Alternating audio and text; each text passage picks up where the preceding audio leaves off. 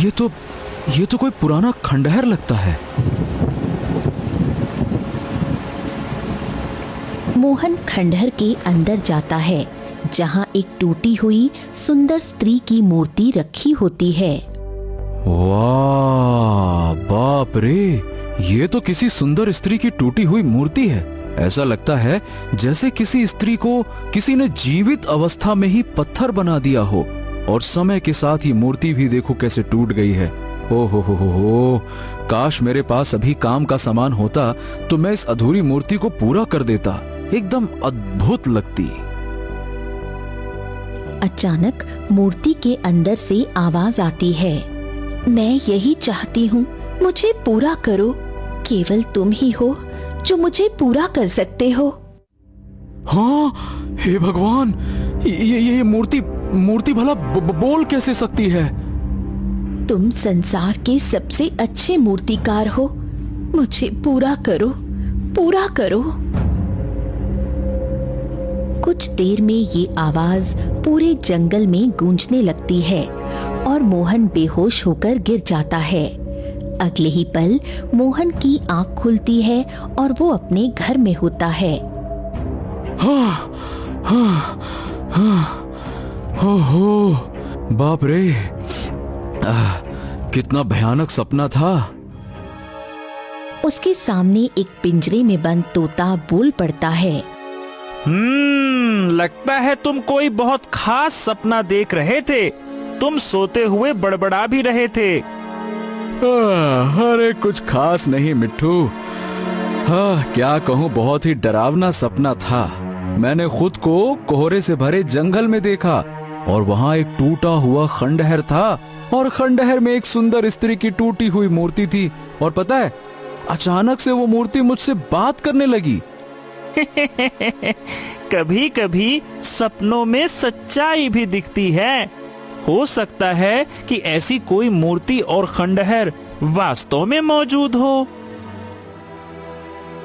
मोहन मुस्कुराता है और पिंजरा खोल देता है। तोता उड़कर बाहर आता है। अरे मेरे प्यारे मिट्ठू, जब से तुम मेरे जीवन में आए हो ना, आधा अकेलापन तो वैसे ही दूर हो गया। वरना मुझ जैसे गरीब मूर्तिकार को गांव में कोई पूछता भी नहीं। हाँ, लेकिन मेरे आने के बाद तुम्हारा खर्चा भी तो बढ़ गया है ना। मैं देखता हूँ तुम कितनी मेहनत से मूर्तियाँ बनाते हो, फिर भी तुम्हारी मूर्तियाँ कोई नहीं खरीदता। बड़ी मुश्किल से घर चलाने लायक पैसा आता है तुम्हारे पास, और उसमें से भी हिस्सा मुझे देना पड़ता है। अरे मुझे इसकी कोई परवाह नहीं है मिट्टू। हाँ, मुझे तो आज भी वो दिन याद है जब मैं गरीबी से तंग आकर जंगल चला गया था। मोहन गुस्से में जंगल की ओर जा रहा था। जैसे ही वो जंगल के अंदर बढ़ा, एक भारी आवाज उसके कानों में टकराई। कौन हो तुम, और इतने गुस्से में जंगल के भीतर क्यों बढ़ते जा रहे हो? क्या तुम्हें नहीं पता, यहाँ भयानक जीव रहते हैं जो तुम्हें खा जाएंगे। मोहन ने जैसे ही पीछे देखा, एक वृक्ष के नीचे एक साधु बैठा हुआ उसे घूर रहा था। हाँ, तो बहुत अच्छा होगा साधु महाराज, कम से कम किसी जीव का भला तो होगा। जीते जी तो मैं किसी काम ही नहीं आया। गांव वाले मुझे अनाथ कहकर चढ़ाते हैं, मनहूस कहते हैं कि मेरे आने से ही मेरे माँ बाप चल बसे। मैं किसी काम का नहीं हूँ।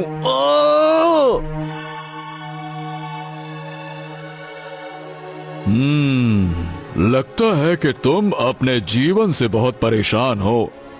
हाँ महाराज, हाँ, मैं मूर्तिकार हूँ। किसी भी इंसान की हूबहू मूर्ति बना सकता हूँ, फिर भी कोई मेरी कला की कदर ही नहीं करता।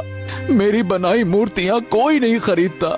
समझ नहीं आता भगवान ने मुझे ये कला क्यों दी है।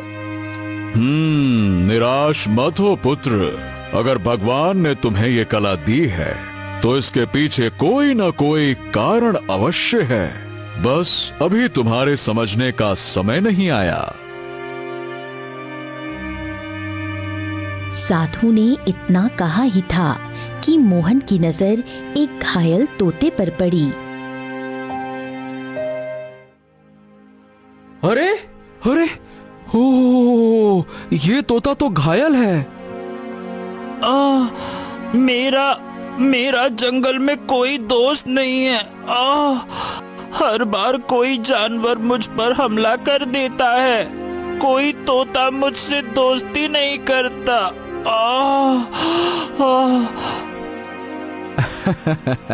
तो अब चिंता क्यों करता है?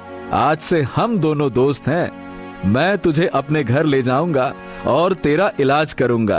हाँ।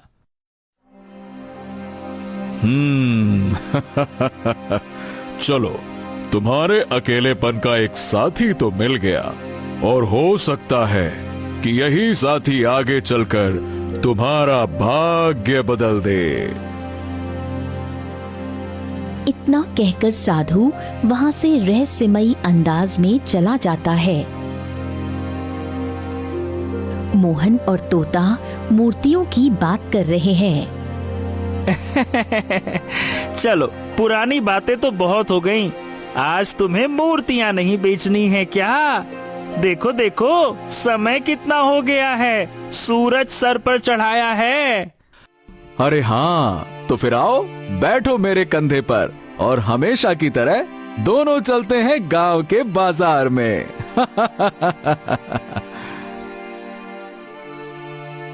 कुछ ही देर में तोता मोहन के कंधे पर बैठ जाता है। मोहन मूर्तियां उठाकर बाजार की ओर चल पड़ता है। बाजार पहुंचकर मोहन अपनी मूर्तियां बेचने की कोशिश कर रहा है। अरे सुंदर सुंदर मूर्तियां ले लो, घोड़े की, राजा की, रानी की, बच्चों के खिलौने के लिए भी ले लो, सुंदर सुंदर मूर्तियां ले लो। मगर कोई भी ग्राहक मोहन की ओर नहीं आता। मोहन सुबह से शाम तक वहीं बैठा रहता है। हाँ, अब क्या करें मिट्ठू, एक भी मूर्ति बिकी नहीं, और मेरे पास तो इतना धन भी नहीं है कि कुछ खरीद कर घर ले जा सकूं। ओहो, बात तो चिंता की है, और मुझे भी बहुत तेज भूख लगी है। ठीक उसी वक्त गांव का मुखिया आता है। ए मोहन, ए भैया, तुझे याद है तू कुछ समय पहले मुझसे उधार लेकर गया था और कहा था कि 2 दिन में लौटा देगा। आज 3 साल हो गए हैं, तूने अभी तक उधार न चुकाया, कब देगा? मुखिया जी, देखिए, मैं बहुत जल्दी चुका दूंगा। जब मैंने लिया था तब मुझे लगा था कि मेरी मूर्तियां बिक जाएंगी, लेकिन ऐसा नहीं हुआ। अरे नहीं बिकी तो मैं क्या करूं? मेरी बात कान खोल के सुन ले।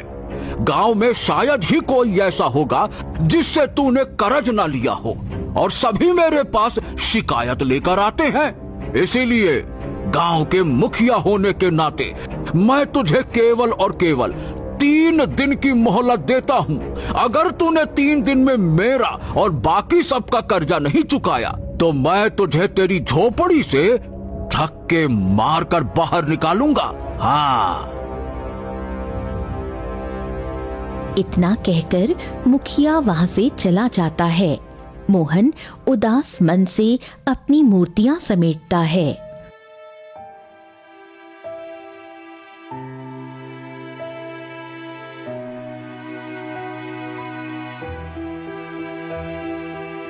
हाँ, देखा मिट्टू, इस मुखिया ने मेरी मजबूरी को नहीं समझा, उल्टा धमकी देकर चला गया। क्या यही होता है मुखिया? उसे अपने गांव के लोगों की समस्याओं को समझना चाहिए ना। क्या कहूँ?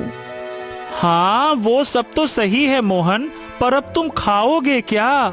मैं तो पेड़ों पर उड़कर कहीं से भी कच्चे पके फल खा सकता हूँ, पर हाँ, भूख तो मुझे भी बहुत लग रही है मिट्टू, लेकिन समझ नहीं आ रहा कि धन कहाँ से लाऊं। मेरे पास एक उपाय है। सुनो, क्यों ना तुम किसी साहूकार से थोड़ा कर्ज ले लो। वाह मिट्टू, वाह वाह, क्या बातें कर रहे हो। मुखिया अभी